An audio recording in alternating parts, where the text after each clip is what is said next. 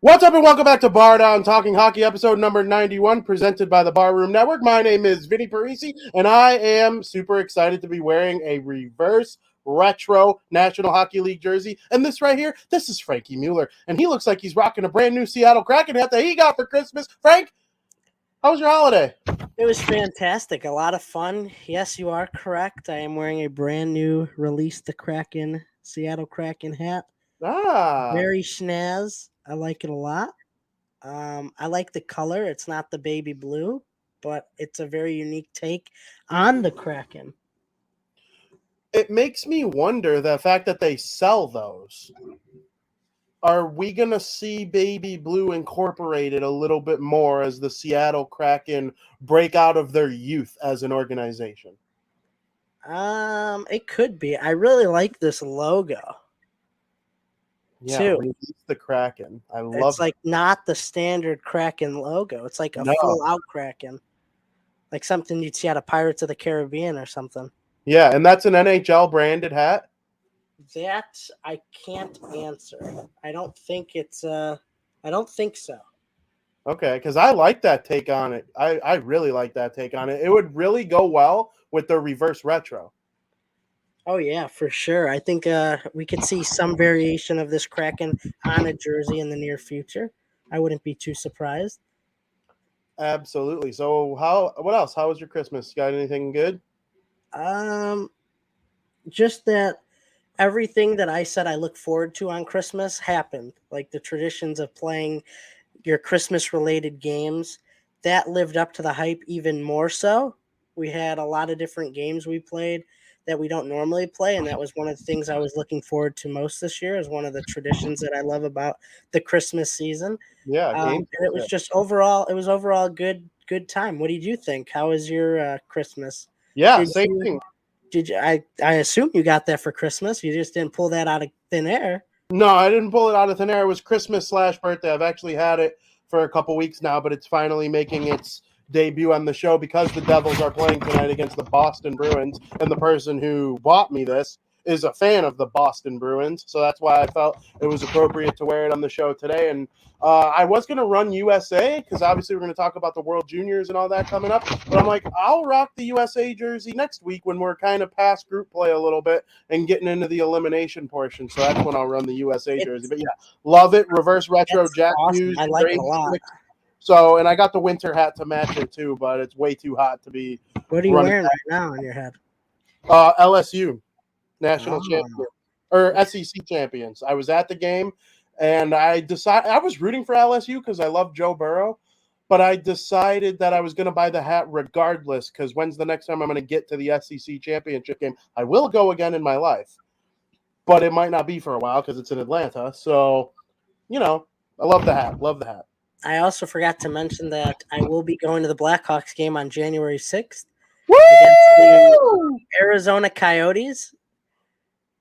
Very Hopefully cool. We'll see a dub. It could be a winnable game for the Hawks. Probably not. But just don't want them to get shut out.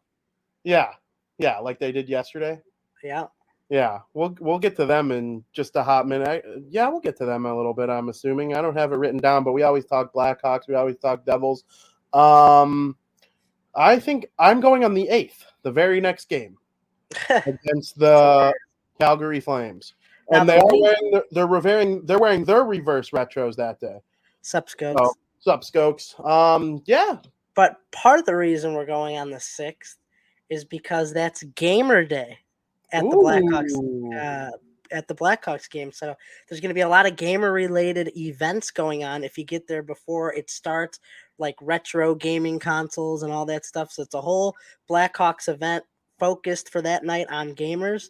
So I figured that is going to be a really fun night to go to. That is. And hockey, man, it's really getting good now. We're getting into the nitty gritty of the season. After New Year, we're going to start talking, post Winter Classic is when we start talking about all-star games and skills competition and, may I say, the playoffs. So, we're going to get all into all of that. And we are going to start by talking about hockey's next generation of stars in period number 1. Welcome to Period One, where we will talk about everyone's favorite. Well, not everyone. It's one of my favorite things on the hockey calendar. It comes during the Christmas break of every year, December 26th. We call it Return Day in USA. We call it Boxing Day in Canada. In Vinnie land, it's called the start of the World Juniors. All of the great nations come together with their top prospects. Most of them are NHL draft eligible prospects or already drafted NHL prospects. Team USA set to begin their game. If you're listening to this later, you're going to think I'm crazy, but live action right now, 50 minutes.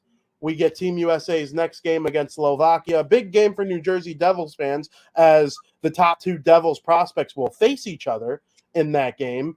Simon Nemec facing off, and Team Slovakia facing off against Luke Hughes and Team USA. So that should be really fun. Frank, have you caught any of the World Juniors so far? Is there anything you've been looking at, stuff you're excited about? I know you saw that on DeWindyCity.com. There's been a couple recaps of things going on related to the Chicago Blackhawks. What's your take on this tourney so far? Well, if you recall from last week's episode, we broke down USA and Canada in pretty good depth. Oh, yeah. And one of the things I said about Team USA is you got Logan Cooley, you got Shane Wright, Luke Hughes, but the one guy to look out for is Jimmy Snuggerud. And boy, did he opened the scoring in the USA game in their 5-2 victory over Latvia. He also, I believe, on that goal was Logan Cooley assisted on it. So Snuggerud made an impact. I also said that the defense for Team USA is built on offense. They are not built big. They don't have a lot of big builds on defense, but they're built more around scoring. And I think that's their biggest opportunity to take the World Junior title home. And be the best team this year is by having their defense play up to high expectations or play up to their ceiling. And they did just that. Luke Hughes scored their 5th goal of the game. And overall, the defenseman, Sean Behrens, he had 1 goal, 1 assist, and defenseman overall had 4 points in the game. So exactly what I predicted from Team USA of the World Juniors, their defense. Big offensive night for their defense, and that's going to have to continue if they want to take down Team Canada later on, or some of the top teams, or even like the Czech or whoever they end up playing. Their defense is going to have to play up to that ceiling that we saw in their first game and continue that. On the other end of things, we saw a stunner from the Czech against Team Canada, 5-2 defeat. Shane Wright had a power play goal. Connor Bedard had a goal. You had their offense, who you'd figure would chip in that game, scored with Bedard and Shane Wright. The scary thing is, like I said last week, their defense is built for basically strictly defending and not being as offense as some of the other teams in the World Juniors, and they let up 5 goals. So when you have a team built for strictly playing more on the defensive side of things, and you give up 5 goals in a game where you're projected to win, that's a little bit of a scary scene there. I know that their biggest Achilles heel in the game is they took way too many penalties. They had a total, including fights and all that, they had a total of 37 penalty minutes, but 15 of those penalty minutes, they were shorthanded. They were shorthanded for 25% of the game, almost a full period. Hence why they lost 5-2. It's very tough to play when you're shorthanded for a quarter of the game. But they have a chance to rebound versus Germany tonight. I believe that's a 5:30 Central start. So they have a chance to rebound, but ultimately been catching some highlights. It's been interesting. Stunners, like I said. And yeah, it's been a lot of good hockey so far. I have a take that a lot of people aren't going to like, but it's just what my eyes told me when I watched Team USA beat, what are they called? Latvia. Latvia is not a powerhouse. They're always in it. They always are good enough to make the World Juniors as a country, and they deserve respect for that. But they're not one of the 5 or 6 juggernaut countries when it comes to hockey. What I saw in that game for Team USA is not what people want to hear. They are going to have a down year in the World Juniors, I think. And it's now no disrespect to Team USA. I think when we get to the World Cup of Hockey and the Olympics, they're going to be a very good team that has a chance to beat Canada with the Hughes brothers and the Kachuk brothers and obviously Austin Matthews, Jack Eichel, Tage Thompson. I mean, this team is going to be stacked. Patrick Kane might not make it. He might be a fourth liner if he does. That's how good Team USA is going to be next time around. Now, for the World Juniors in 2022/2023, it's a down year. Their best forward is Logan Cooley, and I'm not sure besides him they have a true game breaker. There's no Austin Matthews this year. There's no Jack Hughes. Okay, Johnny Gaudreau lit the world on fire when he played in the World Juniors, and I believe they won gold. That 2 years ago, they were built to beat Canada, and they had some good players. Obviously, they ended up getting it done. I think Canada had a better roster, and they just didn't show up to play in the gold medal game, and they lost 2-0. Team USA scoring isn't what it needs to be. You nailed it right on their head. Their defense is incredible. Okay, I think they're going to get a lot of contributing factors from the defense. But when they play a team like Canada or even Finland, the Czech Republic, listen, I'm worried about Team Swiss too. The Swiss are coming. They're becoming a power country. They had Hischier be the #1 overall pick a couple years ago. They keep putting NHL players in all-star games and stuff like that at a rapidly increasing rate. Team Swiss will be it'll go from being a big 5 to a big 6 because the Swiss are coming and they're not going anywhere. But back to Team USA, if a team like Canada focuses their game around shutting down Team USA's defense and you kind of push back on them a little bit, they're kind of going to be an easy team to beat. I just think that way. Against Latvia, even against Latvia, the first 2 periods, they entered the third period tied at 2. And then they broke it open and scored 3 goals in the third. Listen, that's nice and all. But in my opinion, the USA squeaked out a win against Latvia. And that's just going to be an issue if the offense, the forwards, really don't go above and beyond expectation later in the tournament. Is that possible? Absolutely. But I just don't see Team USA as good as Canada, and I know Canada lost to the Czech. Let me tell you why I think the Canada team lost to the Czech. In the first period, hockey was just way too easy for them. It was way too easy for them. You had 2 attempts at the Michigan. Bedard and Fantilli both tried it. They both tried to score on the Michigan goal, but neither of them did. Shane Wright opened the scoring 1-0 Canada on a beautiful redirect. And then from there, they got outworked by the Czech. And it's nice to have lots of skill. It's wonderful. Makes life so much easier if you're really, really good at hockey. But if you don't play the game the right way and work together and not make it so individualistic, the Michigan's awesome. I love seeing Trevor Zegras do it when he pulls it off. But even Trevor Zegras understands that there's a time and a place for that. And it's a very individualistic play. And listen, I'm not sounding like John Tortorella. I love that guy's attempt at Michigan. I hope it never goes away. I hope they don't make it illegal. It's great for the game. But when you're tied at 0 in the first game of a tournament, let's cool off on that a little bit. Team Canada got a little big for their bridges, and Shane Wright scored, made it 1-0. They got outworked from there. And then when they were down 3-1, I did notice something that Chicago Blackhawks fans are going to like. Kevin Korchinski made a play where he forced a turnover in the defensive zone, and the puck pops in the air like a little pop fly, lands in the middle of the ice. Shane Wright pushes it forward. It ends up on the stick of Connor Bedard. Connor Bedard takes the puck, gains the neutral zone gains the offensive zone onside, snipes, gets Canada back in, and I'm thinking, all right, it's over for the Czech. No shot, they don't blow this one. And then what did they do? They kept it going, and they ended up scoring 2 more goals in the third period to make it a 5-2 Czech victory. I think that's the last time Canada's going to lose. They stay out of the penalty box. Yeah, I truly think, Skokes makes a great point. Del Mastro was awesome. And I mean, half of Canada's defense is Blackhawks prospects, which is wonderful, wonderful news, knowing that they probably will be drafting a forward no matter if they're pick 1 through 4. Listen, they're either going to have the best record or they're either going to have the best odds at winning the lottery or the second best odds at winning the lottery. That guarantees them a top 4 pick. And so they'll either get Carlson, Michkov, Fantilli, or Bedard. And they're all forwards. I'm pretty sure Carlson's a forward.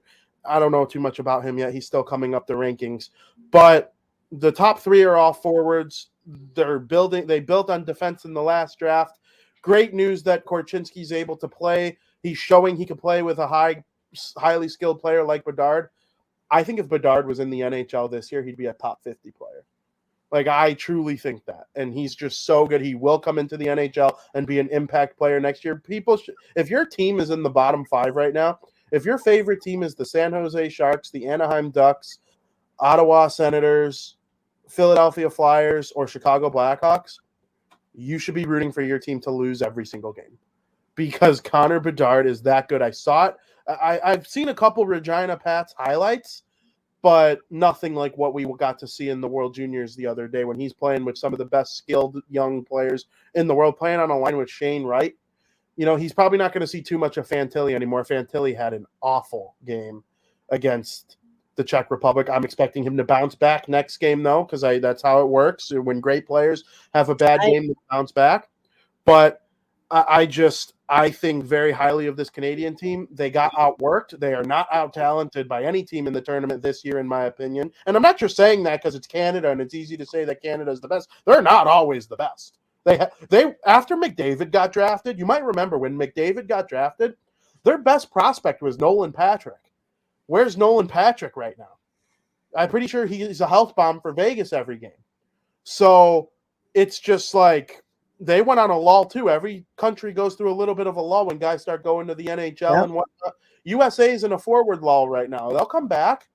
You know, they'll be back, but right now it's all about their defense. They'll win games using that defense against weaker teams, but I don't think Canada's going to lose another game. I will be stunned. This will be the most disappointing roster in Canada history, right there with 2020 when they came in second. They got the silver medal. Team USA found a way to beat them for the gold medal.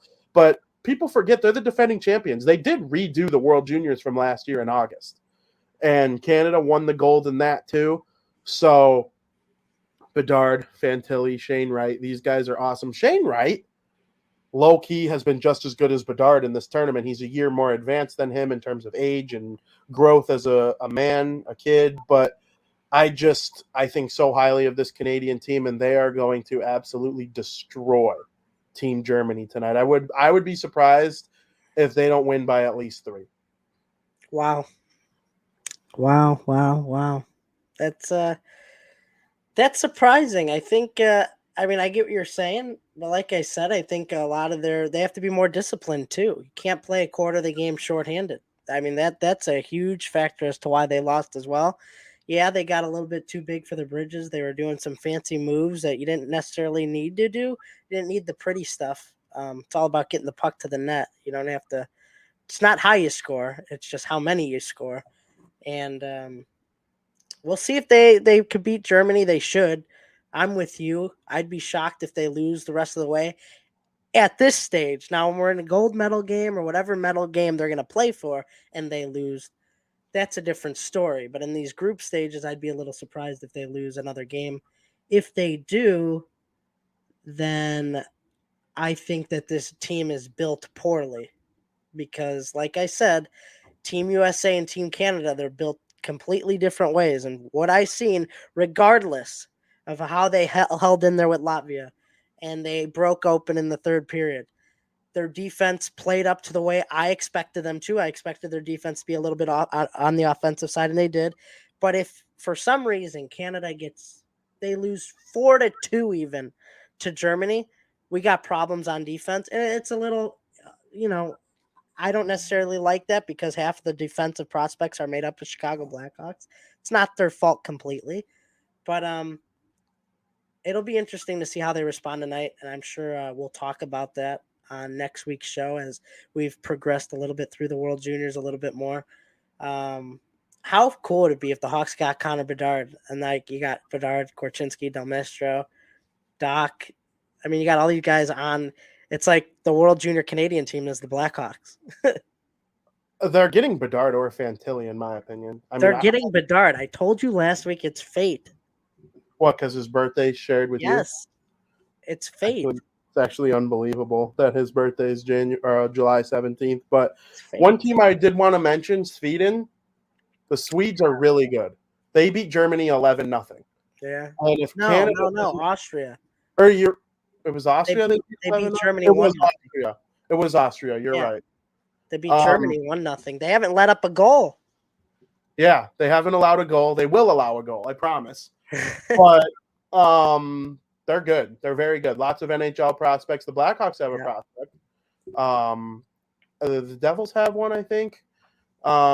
Yeah, it's a really good Sweden team. Those guys, a lot of them are going to play in the NHL. There's a reason they're able to go on these big types of wins. Finland, they beat Slovakia yesterday. The replay is actually on the TV right now as we wait for Team USA to start. But I will say we've seen Finland win gold, right? Like they've won gold many times.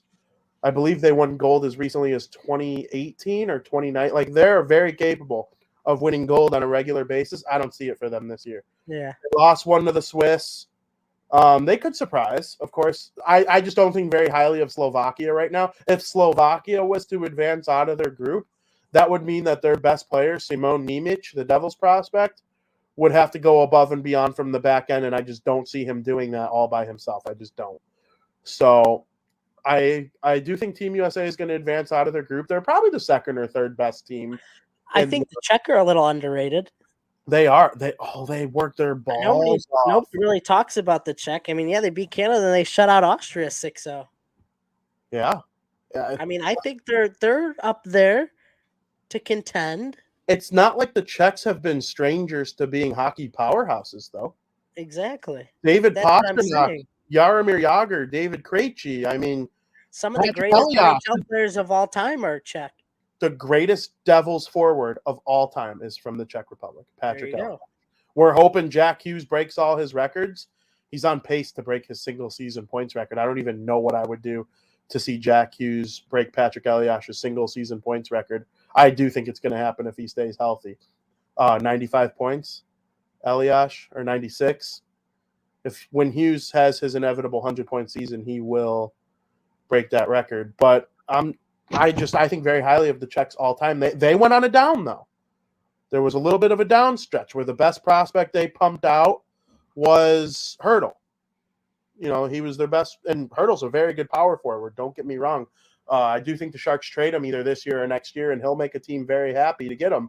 But they're starting to come up again, and I'm excited about it because it's a good group of hockey players in their history. So I'd like to see Slovakia get back to that level. They're in a down right now. Nemec and Slafkovsky have been great. You know, we see Slafkovsky playing for the Montreal Canadiens. Nemec is playing in the World Junior tournament right now. But, I mean, to have the 1 and 2 overall picks come from the same country, and that's the country that's been on a down for a little bit here, that's good news.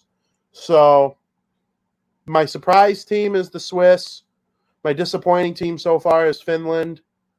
I'm bullish on Team USA. I think very highly of Canada. But I would like to see Canada play the U.S. in the gold medal game, obviously. I feel like everybody just kind of lives for that unless you live in the Czech or Finland but I mean, that just seems like it's been a staple lately is USA Canada. Always. Rivalries, and no matter what you do. You could be playing a soccer game and it could be a rivalry. Yeah. It sucks that there's no Ovechkin's country because of all the political stuff going on. They're not in the World Juniors, which, I mean, I get it, obviously, but they pump out great hockey players year after year too. So, you know, it'd be nice to be able to watch Michkov play in this tournament, but that's just not the way it is. What else you got on the World Juniors? Is there anything that's surprising you? Something you're looking forward to?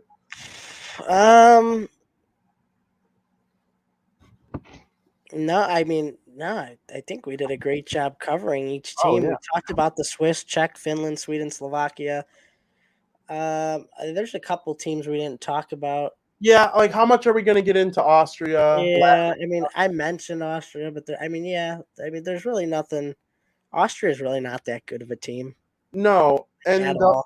they'll They've probably given be up the what team. 17 goals. Yeah, they'll It's probably be bad. the team that gets relegated because every year there's whoever comes in last. I think, Yeah, unless you're in the host each country. isn't it last in each group or no? It might be, but you can re-earn it. And Latvia and Austria always seem to be re-earning it.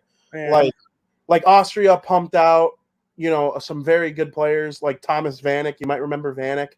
He was from Austria. They pump out good players here and there, but it's nice to see every country have a chance to get involved each year. Like we've seen Great Britain make it. yeah.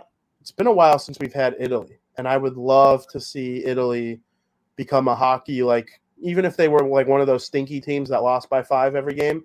It'd be nice to see them make the tournament one of these years because like Heischer, number 1 overall pick, NHL superstar now.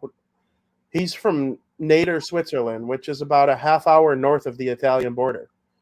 He was a ride from here to Soldier Field away from being Italian instead of Swiss. Hmm. So like I don't know. I just think it's cool to see all these different countries. Remember when Slovenia went on a little run of being awesome? So Eric wants to see South Korea. South Korea played in Pyeongchang, I believe. Oh, Which that was they were the host host country, country, yeah, that's true. which But you would get an automatic I bid, don't you? swear there was a time where they made it as not the host country. It was either World Juniors or the World And that's Championship. how it is in the World Cup too. Yeah, Like the host country always you gets a get, yeah, bid. you get an automatic bid. Which is funny because isn't the 2028 World Cup or no 2026 World Cup? Isn't it just North America? Yeah, They're so the United States, Canada, and Mexico get an automatic bid. yeah, that's wild. That 3 teams get an automatic bid. All 3 of them would probably make it anyway. Yeah, Like Mexico's probably the worst of the 3 right now. No, when normally they're the best. Didn't well, Mexico not make Brazil's it? the best.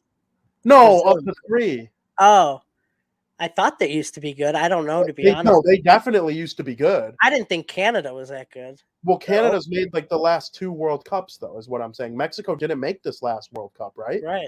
No, I I don't don't think think they they were in did. it, and the U.S. did. So I'm Well, we'll happy all see. 3. I'm excited. I hope at least 2 of the 3 get to play each other.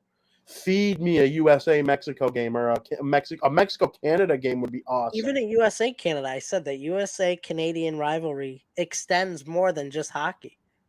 Yeah, they're each other's biggest rival now. They used to not be. The U.S. and Russia used to have a bigger rivalry, and the U.S. and Canada and Russia used to have a bigger rivalry in hockey too. But I think since 1990-ish, it It's a started. newer-ish rivalry. Yes, absolutely. Um, Frank, we are now in the post-Christmas portion Yep. of the NHL, and that's a big milestone. It's a Yep. huge milestone. Who was the best team in the NHL pre-Christmas? All right. Well, I mean, I wrote down 3 teams because I think these teams were the best in their own way. You got the Boston Bruins, who, sorry, won or not won, but if the season ended today, they would win the President's Trophy.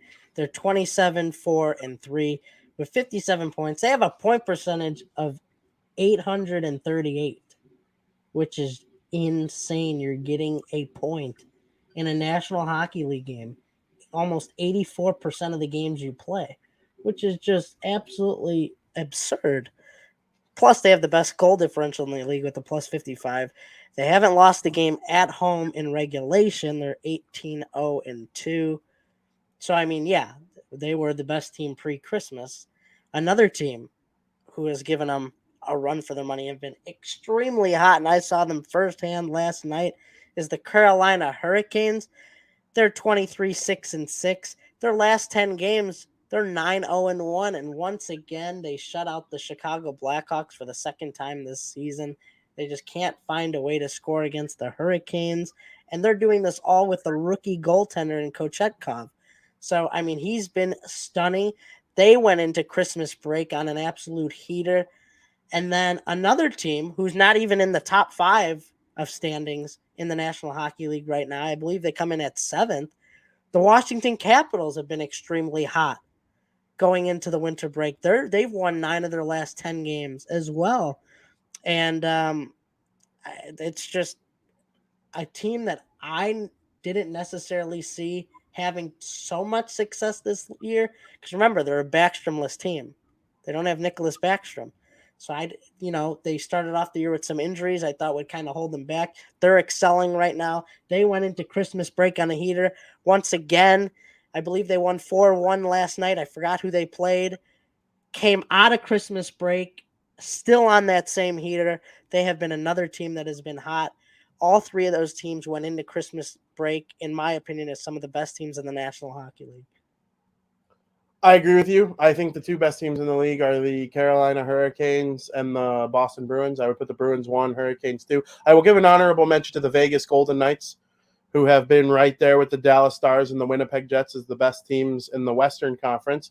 I'll give a nod to my New Jersey Devils. They went on a little bit of a slump right before Christmas, but they bounced back with a great win against the Florida Panthers last week, and they outplayed the Bruins in that Friday night game, the 23rd, Christmas Eve, and they outshot them 41-25, I think, and they were all over them in the third period, and they couldn't find the tying goal. That happens sometimes. I do think the Devils are back a little bit.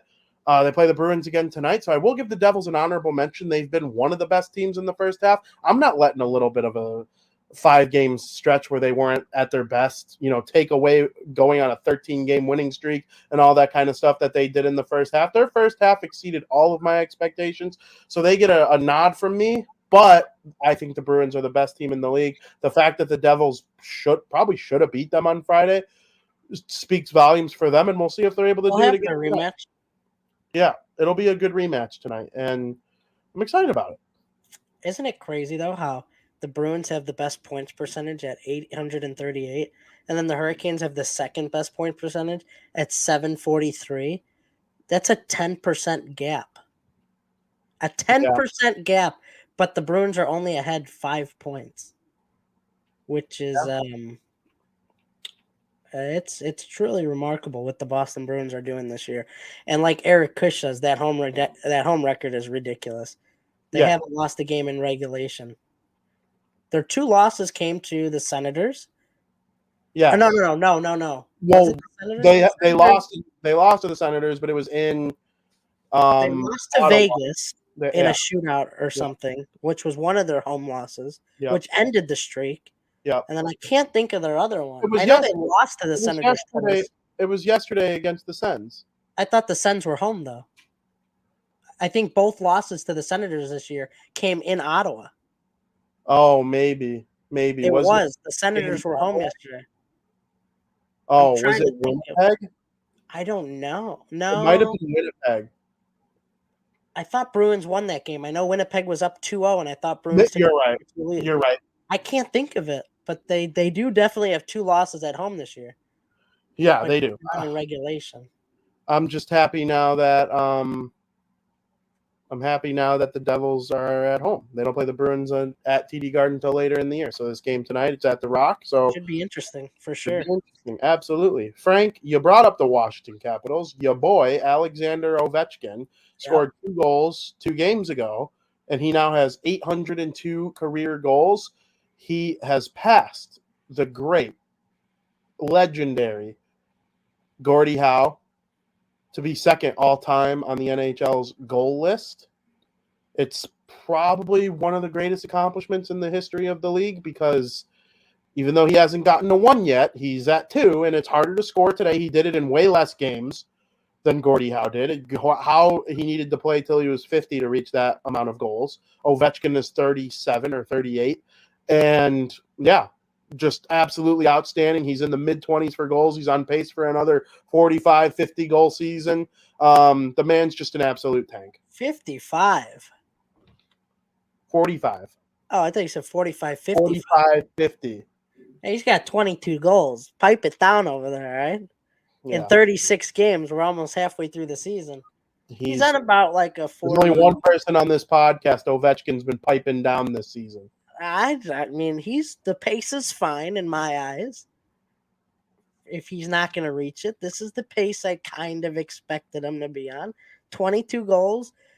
We'll see. I want to know his goal total when he's played 41 games, and then we'll see where it goes from there. I don't see him getting 50, honestly. But at He's least on 50 on the dot. I know, and I don't see him getting 50. I think that pace is going to obviously come down a little bit. It's hard to keep the pace. Yeah, if he gets 45, like you said, okay, 45 is reasonable. 55, no way. I thought you said 55. No. If he gets to 45, though, he'll only need 2 more 30s. Boom, bueno. We'll see. Like I said a few minutes ago, this is a backstreamless team, but you know who's been stepping up on this Washington Capitals team? Ex-Blackhawk Dylan Strome. He hasn't been putting the puck in the net, but he's been getting a lot of assists to go with his points. He's got a total of 25 points. 19 of those are assists. He's really, really found a great role here in Washington. And interestingly enough, Alex Ovechkin and Connor Sheary are the only Capitals on this team with 10 or more goals. So most of the production is coming from Ovechkin, but a lot of the production on this team is this team loves to share the glory and are kicking it in with their assists. Like I said, Dylan Strome, I think he's like the third highest point player on the team with 19 assists. So a lot of the talent on this team is divided by assists, where most of the goals are to Connor Sheary and Ovechkin, but obviously Ovechkin's hoarding all the goals right now. But very interesting, the success that this team has had thus far, because I did not expect them to be at Christmas break 7th in the National Hockey League. No, and I fully expected Ovechkin to be doing this, but I didn't expect the Capitals to be taking this much advantage of it. And the fact that they only have one other guy in double digits for goals kind of speaks to their depth. I would say they got a lot of young people contributing, like a couple goals here, a couple goals there. Evgeny Kuznetsov could take it to another level. They're going to be without John Carlson for a little bit here. I'm hoping that doesn't slump them at all. But there are 9 teams in the Eastern Conference that have a chance at the playoffs at this point. You know, someone could get hot and go on a streak, but as of right now, it's looking like the top 9, one of them will be out. But we'll see what happens. Ovechkin, he's going to keep every single time he scores a goal. It's going to make headlines. And, by the end of this year, when he's around 8:30 or so, the hype for next year is going to be extremely high, because once he's within 60, then it'll be like, okay, any given year now he could do it. I don't think he's going to score 60 again. But even when he gets within 50, then it's like, okay, it could come at any time now. So we have a question from Dennis, by the way, that I want to touch on. What is it? He says, have you heard of this crazy talent from Russia called Yuri Nader? Apparently he might be eligible for the draft next season. Frank, I have not. Say Yuri Nader fast. Is it a joke? Yeah, it's a joke. This guy's a clown. I don't know what that is. Urinator? Oh. Well. Yeah. Funny. Hilarious. Frank, the Battle of Alberta was last night. And you know me, I love the Battle of Alberta. And Calgary, Edmonton, always outstanding matchups. Do you catch any of it? They're the two teams. Teams hovering at the bottom of the wild card standings. Like, I think Edmonton is in the top spot. Calgary's right behind. I hope both of them make it. But right now it's thinking like only one is going to make it. Like, what's going on with these two teams? Where are you on the Battle of Alberta right now? Well, I know you're very high on the Battle of Alberta. It was a great game yesterday. 2-1 Edmonton. Game dominated by the Calgary Flames, at least by the shots on goal. I didn't get to watch the game from start to finish, but I did keep up with it. McDavid managed to extend his point streak in that game to 16 in a row. Like I said, Flames outshot the Oilers 47-22. That was a big dominant performance by the Flames. But the Oilers came out victorious. And let's give a shout out to Stuart Skinner. He has been pretty decent. I won't say excellent. He's 10-9-1, but he's got a 290 goals against and a 911 save percentage. And that's kept Edmonton in a playoff spot so far this season. So I know he got that contract extension that he signed earlier. I'm pretty sure. Correct me if I'm wrong. Didn't he get a contract extension this Hmm. year? Yep. 3 years, maybe. I don't Yep. remember the details, Something but like that. Yeah. something like that. 3 years. I mean, he's been okay. Are they going to win the cup with this guy? I don't know. I can't say they're not, and I can't say they will, because it's hard to win the cup. And when you don't got that named goalie, you got to make a name for yourself, and that's what he's trying to do right now. But the Battle of Alberta lived up to the hype. It was a very defensive game, and we still got a little bit of McDavid and other players, even if they weren't on the score sheet. But yeah, it was a great game to watch.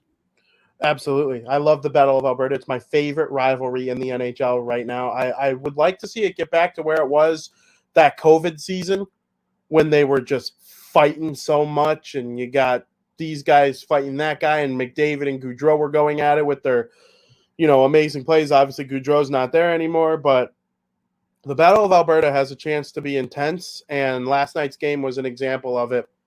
McDavid made the play that got Edmonton the win. 16-game point streak. It's honestly surprising to me because over the last couple of years, we've seen like Mitch Marner, Patrick Kane, Taylor Hall, all these guys go on these crazy point streaks. How has McDavid just never rattled off 20 in a row? It's Like, tough. I know it's tough, but like McDavid, he ends every year with 115 plus points, and it's like, he'll have 50 points in a 40-game stretch, but how were 20 of them never in a row? Like, it's always wild to me. It is wild to think, but you know what he does too? He could have like a 5 point night, and then the next night he could have a 4 point night, and then he might miss 1 game or 2 games, right? And then Yeah. he'll rattle off 5 in a row and have some big point games in between there. He's more like he comes in bunches, I feel like when McDavid scores, his points come in bunches. And I I think want to that's why. you're absolutely right. No, you're absolutely right. It is, like you said, it's just a little weird to think about. Like, It is he's weird. been so good. I want your opinion on something, your reaction to my opinion too. The other day, John Scott went on, I forget, it was either his podcast or something, and he said that there are about 5 guys he would take over McDavid for the playoffs. And and listen, I love John Scott. I was rooting for the Pacific Division over the Metropolitan when he made it to the All-Star game. Like, I loved John Scott. He was a meme. Everything about John Scott was fun.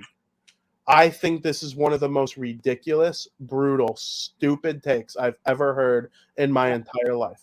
Let me tell you something. Uh-oh. Everybody says defense, defense, defense. Defense wins championships, blah, blah, blah, blah, blah. Connor McDavid was over 2 points per game in the postseason last year. He was eliminated in the 3rd round, and you can still argue that he deserved to win the Conn Smythe Trophy. Okay, with how good he was in the postseason last year. Yes, he lost to the Colorado Avalanche. Why? Because Colorado has 5 guys on their team at that point in time: McKinnon, Kadri, Landeskog, and Rantanen. All maybe not quite as good as McDavid's offense, but pretty damn close. 100 points here, 100 points there for each of them. There's probably close to 350 points between those 4 players, okay? Oh, and they also have the best offensive defenseman in the NHL named Cale Makar. Oh, league average goaltending. Kemper was average last year. He was good, capable of winning a Stanley Cup with Darcy Kemper. We're seeing that with Washington. But he was still an average goaltender, 908 save percentage. He was just fine. He wasn't Shesterkin or Vasilevsky or anything like that, though. The reason the Avalanche beat them was because they were a better team, not because McDavid isn't good in the playoffs. That's the stupid, most asinine thing I've ever heard anybody say. Because if you took Nathan McKinnon off the Avalanche and replaced him with Connor McDavid, they might have 2 cups by now. Dumb. Wow. Do you agree? I do. I do agree with you. I kind of get what people are saying, though, right? Like, it's great to have all this talent on the Edmonton Oilers. It's great to have McDavid. It's great to have Draisaitl. It's great that you got guys that could just score 100 points at will. But if you don't win the cup, what good is it? Am I going to be a happy Edmonton Oilers fan? Like, oh, yeah, I got to watch McDavid for 15 years, but we never won the cup. I mean, I'd rather be a fan of another team who had success that won the cup, even if we didn't have that crazy talent on the team. You know what I'm saying? Oh, I agree with you. I'm not saying the Oilers are built well. They're kind of built very poor. They're not built well. But if you were to make a playoff team from scratch, you would take McDavid first overall. Absolutely. That's all I'm saying. I'm not saying, okay, we both agree Edmonton's built kind of poorly. We both had them losing to the Kings, and we both had them losing to Calgary in the postseason last year. I'll find the clips if you want me to, because I know for a fact some of the things we agreed on were that Calgary was going to beat Edmonton in round 2, and we both thought the Kings were going to beat Edmonton in round 1. McDavid was so good that they made it to the conference finals. Asinine comment. They weren't able to beat the Avalanche. I think if they did somehow figure out a way to beat the Avalanche, they could have beaten the Lightning. I do believe that. But do you agree that it to an extent he is right? Like, to win the championship, you need defense. You could progress a few rounds by having that elite offense. But then when it comes to the cup and you got Vasilevsky playing out of his gourd, then it's like, well, yeah, you're going to win the cup. The Lightning are going to win. They have great defense, right? Who are the last 2 Stanley Cup champions? The Lightning and the Avalanche. You're telling me those 2 teams are built on defense? I wouldn't say they're built on defense, but when it comes to defense, at least for the Tampa Bay Lightning, they got a really good defense and goaltending core. Okay, I understand that, but is there a forward that you'd rather have maybe a little bit better defense and give up McDavid? Like Crosby maybe 6 years ago? Because Crosby's magnificent defensively. But, like, you wouldn't take Crosby over McDavid. And Crosby's one of the GOATs. In 2022, no one would take Crosby over McDavid. I wouldn't take Matthews in the playoffs. Matthews' playoff numbers were awesome last year, but I wouldn't take him over McDavid. McKinnon's numbers were awesome in the playoffs last year. Wouldn't take him over McDavid. Kucherov, Patrick Kane, Jack Hughes, all these guys who are up and coming, like are just stars in the NHL. You're not taking any of them in the playoffs over McDavid. Just my opinion. I agree. I kind of agree with you and Scott. Yeah, we both agree with Scott when it comes to like a team. We would rather have the team more capable of winning the cup. Yeah.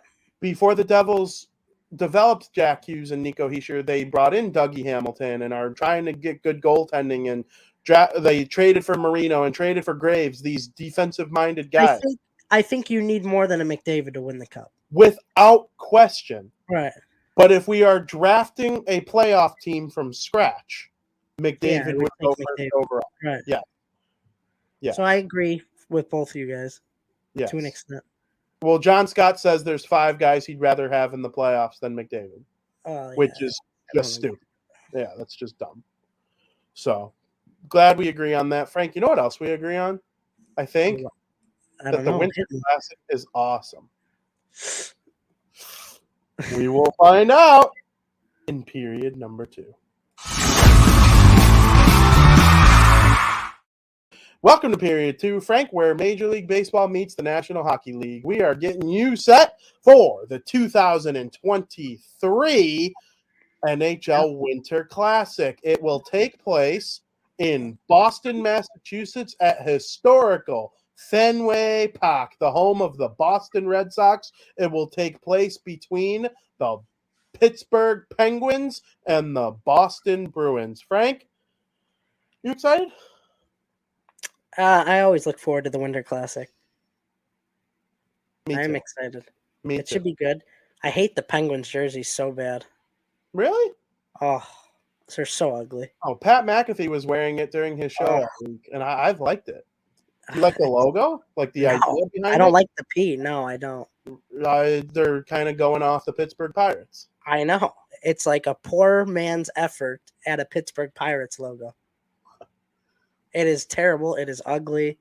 It is no, Do you agree that they might look better when we watch the game?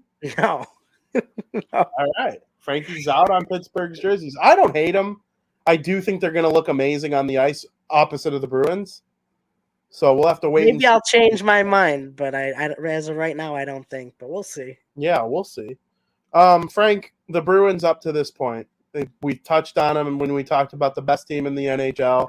They're as good as they are at home. They're as good as they are on the road, frankly. They've been one of the best teams in the NHL. Talk about them up to this point some more. I mean, yeah, they've been fantastic. The guys on this team have been clicking. You have a bunch of guys who come into this team on 1-year contracts, and we don't know how things are going to progress. And a lot of people, I predicted the Bruins to be good this year. Next year, I don't have them being that good. But that's a story for a different day. But this year, I don't know if I was in the minority here, but I had them doing pretty well. Not this well, but I had the Bruins being a playoff team. I had them being good. They've been great. Pasternak's been fantastic. Bergeron's been fantastic. Swayman and Allmark have been fantastic. They've been a great tandem to just watch right now. And, you know, they're coming into the Winter Classic as a very good outdoor team. They are 3-1 in outdoor games, 2-1 in Winter Classics. Their only loss in the Winter Classic is when the Canadians whomped them 5-1 at Gillette Stadium in 2016. But other than that, this is a team that plays well outdoors from what we've seen so far in 4 career outdoor games. And when you have this good of a team mixing well with how good of an outdoor team they have been thus far in their franchise in a small sample size, good things may happen for the Bruins. Now, this is statistically a home game for the Boston Bruins. Obviously, they're not at TD Garden. So if they lose, it will go against their home record. They will have that blemish if they lost in regulation. But I think this is a very good team, and I expect to see them big things happen. That's all I'll say for now. Penguins up to this point. We both had them. I don't know how you had them before the season. I had them being like a bubble team again, probably making it. Similar to how I had the Bruins, but the Bruins have been better than the Penguins. They've just been the model of consistency. They have the longest active playoff streak in the NHL. I am a believer that it is going to continue this season. They started off incredibly hot, then they won a little bit of a cold patch. Now they're just a consistently good team from about the start of December on, and they're in a playoff spot. They have great players. They have championship pedigree. They played in these outdoor games. Yep. They actually played in the very first ever Winter Classic against the Buffalo Sabres 15 years ago, and it's really a fun team. This is a great matchup. I'm excited about the Penguins. What do you got on them up to this point? Up to this point in this season, they've been playing a lot better than how they started out. They started out pretty poorly, and we touched on that, and it kind of was like, okay, you got these core players on your team and you're not performing. There was rumors of them getting traded during the offseason, Malkin and whatnot, and then I haven't been performing well to start the season, but they've really kicked it into gear as of late. Their last 10 games are 7-2-1. And then they hold the first wild card spot right now, only by 1 point, but they have a 2-game cushion over the Islanders, which is good for them. They got a little bit of a cushion. Now, when you take a look at their record outdoor games, they've played 5 outdoor games, or 2-2-1. They're 1-1 in Winter Classics. You mentioned they played the first ever Winter Classic in 2008 against the Buffalo Sabres when Sidney Crosby won it in a shootout to give them that victory. Then they lost 3-1 to the Capitals in 2011 in that Winter Classic. But I like that the Pittsburgh Penguins are coming into this game hot, and you're going against the Boston Bruins team, who has been absolutely one of the best teams in the NHL so far. So it's like both teams come into this game on a good stretch. So I expect to see a very competitive game between these two sides. I couldn't agree more. I think you nailed it right on the head. The Penguins are good. The Bruins are good. It's going to be an interesting game. They've had playoff rivalries in recent years. It's been a minute since they've played each other in the playoffs, but man, there was a time where these were the two best teams in the Eastern Conference, and I'm excited to see them take it outside. Fenway Park is so historical. There has been a Winter Classic there before. The Bruins played the Philadelphia Flyers who now they're going to the other side of Pennsylvania. They're taking it to the west side of Pennsylvania, and it should be a lot of fun to watch. Both teams, though, have an incredible amount of premier players. And I think that's obviously a key to being one of the top teams in the NHL. Frank, for the Pittsburgh Penguins, it is Sidney Crosby, Evgeny Malkin, and Jake Gensel leading the way. And then, of course, the Bruins kind of have a big four with David Pastrnak, Patrice Bergeron, Charlie McAvoy, and Brad Marchand. Who of the two teams has a better set of premier players? And do you think these guys are going to be needed to make the biggest impact in this game? I think right now the core four that you named for the Boston Bruins are better right now. If we were talking about back in the day, I'd go with Crosby, Malkin, Gensel. But this game being in Boston, obviously, either of the 7 players you named could turn the tide for their team. If Crosby has a great game and Malkin has a great game and the Penguins end up winning, I'm not stunned. If Pasta and McAvoy, have a 3 to 4 point night, something ridiculous, and sway the game in the Bruins' favor, I'm not going to be surprised. And that's what premier player does. These are the players you want to watch on the ice. And that's what I love about this matchup, is because you have so many of these premier players in this matchup. Perfect conditions for this game. It's supposed to be a high of 49, low of 37 of the day, and sunny. We're not going to have bad weather. You're not going to get the snow that people hope for in the Winter Classic, but that's going to make the conditions even better. It's going to be that throwback to a nice classic outdoor game. And given there being no big elements to worry about, I think these premier players are going to shine, and we're in for a treat, truly. We sure are. I think I would put Pastrnak, Marchand, Bergeron, and McAvoy against any big four in the NHL. It might be a tie with some teams, obviously. We're hoping the Devils get to that kind of level over the next couple of years. But, I truly think they're one of the best. What makes the Bruins so good compared to the Penguins? The Bruins have way better depth. Taylor Hall would be a top 2 player on most teams in the NHL. Jake DeBrusk is on a 3-game goal streak. Hopefully that ends tonight against the Devils. It's also one of those things, Hampus Lindholm. He would be a number 1 on a lot of teams in the NHL, and he's going to be a top 10 Norris guy this year maybe. And McAvoy will be just top 5. It's just, this team is so good. So that's my thoughts on the big players for both teams. Obviously, I'm a Sidney Crosby guy. I've loved Evgeny Malkin as well for as long as I can remember watching hockey. So these two goons have been so incredible for so long, and I'm so excited to see them play in what is, I don't know if it'll be their last outdoor game, but I'm going to enjoy it as if it is, just in case. Yeah, I mean, that goal, you mentioned Jake DeBrusk, that he scored last night. I watched it on replay. The video just kept playing, or I just kept watching it. It was absolutely insane because it was so crazy that it went into the net. So if you're watching this show and you don't know what I'm talking about, go search it up and watch that goal, because it was simply almost like an NHL goal, like a video game type goal. Because I just can't believe the puck went in the net, that he was able to tap it back in off the boards. Yeah, that was an absolutely wild goal. Yeah, just really cool to see against the Ottawa Senators. Frank, what's your all-time favorite Winter Classic and your all-time favorite Winter Classic moment? Ooh. See, the Blackhawks hold the record for the most outdoor games with 6, and they're 1-5 in those 6 games. So there's not, I think they played in 2 Winter Classics. 3. And 4. 4 Winter Classics? Against I thought 4 Detroit, stadiums. against Detroit at Wrigley. Oh, no, 3, I thought. Because they played the Bruins, right? Detroit at Wrigley. The Blues at That's right. I forgot about the Blues. Cardinal Stadium. The Washington Capitals at the National Stadium. And the Boston Bruins at Notre Dame. That's right. I and forgot they have about the Stadium Series. The Stadium Series against the Wild. The Stadium Series against the Penguins. That's it. 6 games. I know Yeah. they've only played 6 outdoor games. That's the record. The only one they won I was at Soldiers Field against the Pittsburgh Penguins, oddly enough. Yep. The heyday of Sidney Crosby and Jonathan Toews. Yeah. I think my favorite. Well, what's my favorite Winter Classic?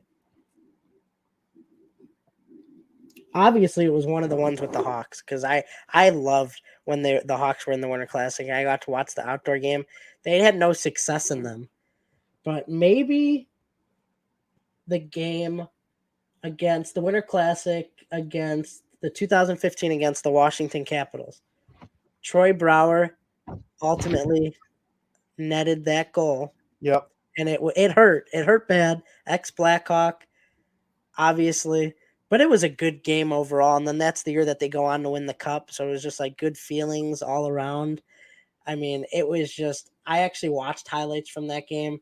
Just seeing that team out there, Brandon Saad, Corey Crawford, Taves Kane, just in that Blackhawks uniform. That was like one of their last best years as a team. So getting to watch that team in a Winter Classic – it was special for me, and obviously for most people that's not going to be up there as one of their best or favorite Winter Classics, but for me it is. But one of my favorite moments in a Winter Classic happened against Detroit in 2009.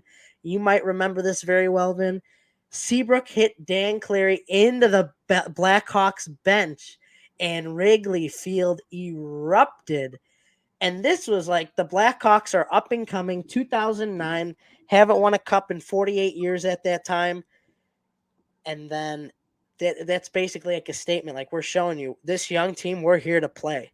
Sure as shit, the next year they go on to win the cup. But that was like, we're here to play.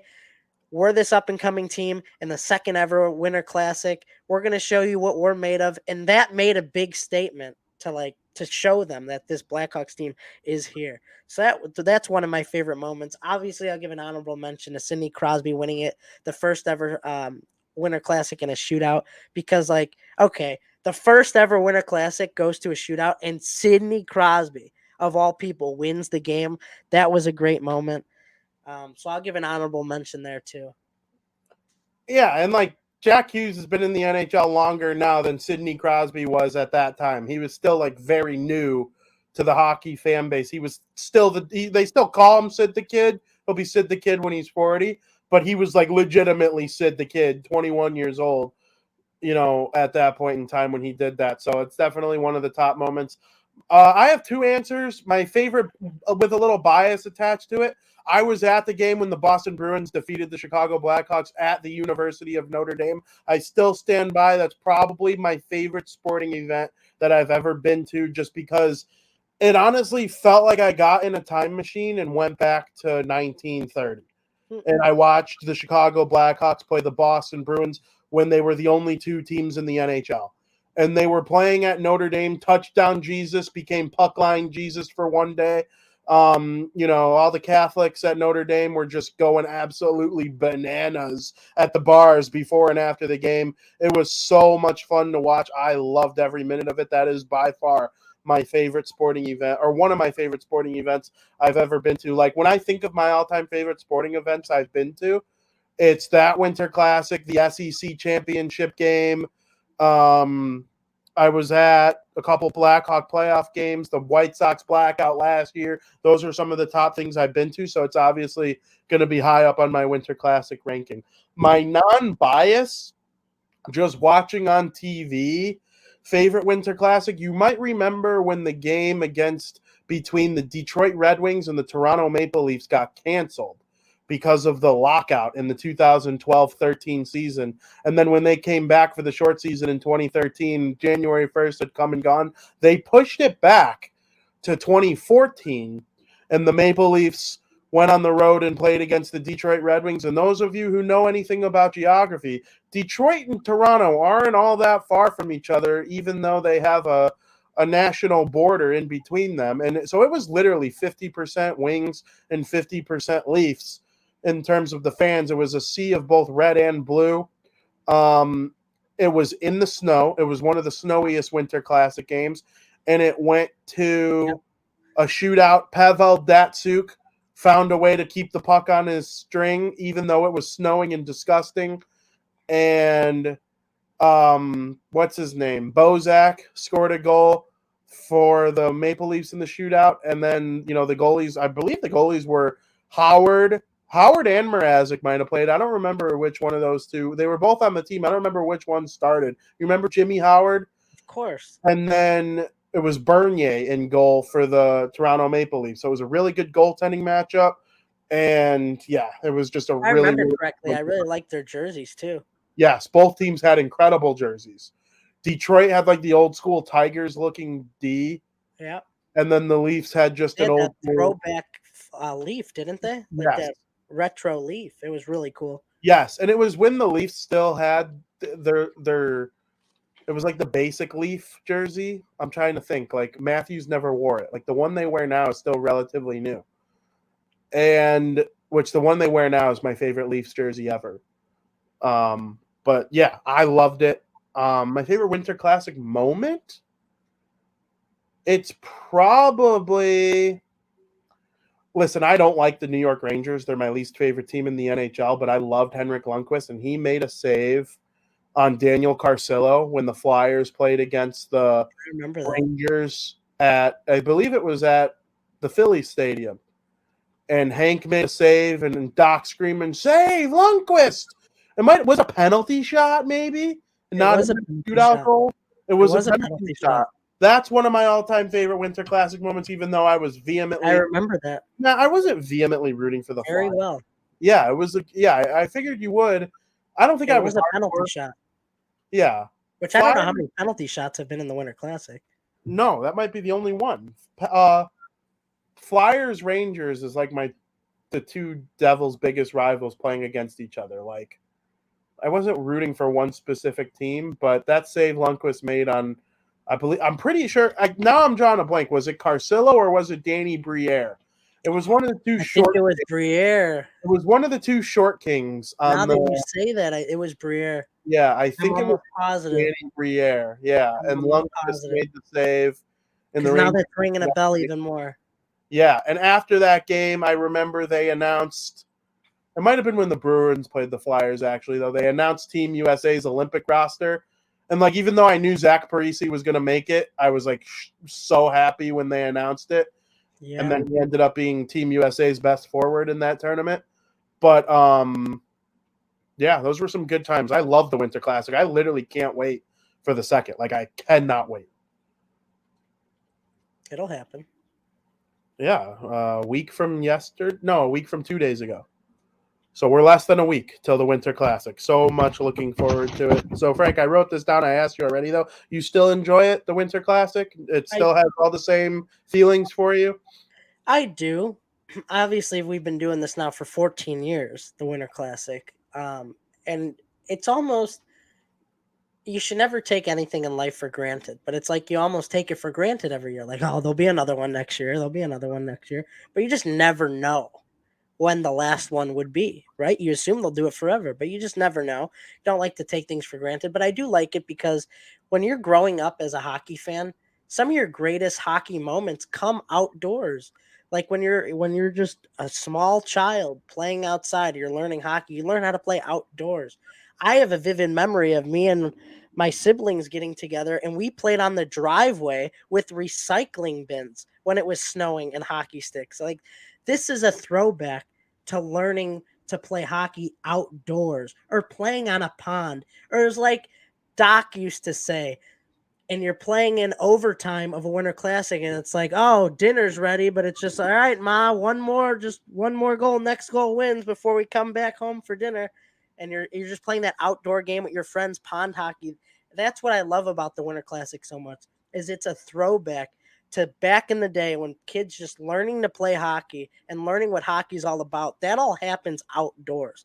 Not many people just get to grow up and be like, all right, I'm going to join a league and you learn how to play hockey inside. Because, some of the easiest and cheapest ways to do is put your skates on, go down the street to the pond and skate around. And that's what a lot of people did growing up. And I think this is a great way to dedicate and throw back to that era of hockey. And that's why I love it.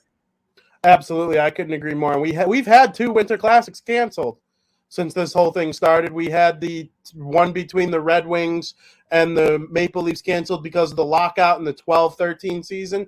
And then, of course, COVID-19 wiped out the one between the St. Louis Blues and the Minnesota Wild in 2021. So we just did it last year instead, the 2022 Winter Classic. So both times the teams got it made up for them. But, you know, I don't take it for granted. Every time I have the opportunity to watch the Winter Classic, I'm excited to do so. So it should be a lot of fun. I'm very much looking forward to it. Slovakia just took a 1-0 lead on Team USA. Wow. What is your prediction for the 2023 Winter Classic? I was going back and forth with a few different scores in my mind. But then I said this game, I think the way these teams are playing right now, it's going to be a lot closer, grittier. I don't think it's going to be extremely high scoring because you don't have the elements to battle in this game. You're not going to have snow. It's going to be perfect weather. But I think because of it being perfect weather, the goalies will have chances to shine as well. I think the Bruins prevail 3-2 in this game. Very interesting. Both teams play the New Jersey Devils between now and the game. Interesting. So hopefully they both take an L between now and then. Yeah, my prediction, I am not going to go against the grain. I could absolutely see the Penguins winning. But I'm going to pick the Boston Bruins to win the game 5-4. See, I was thinking on the higher end side too. Yeah, it wouldn't surprise me if the goalies go off, but this just feels like the Pasternak-Crosby show. It really, really does for me. So that's what our predictions are correct. I hope mine is correct. Not because I want to be right compared to you. That's been going on a lot this season. I just want goals. I mean, wouldn't you rather see like a bunch of goals?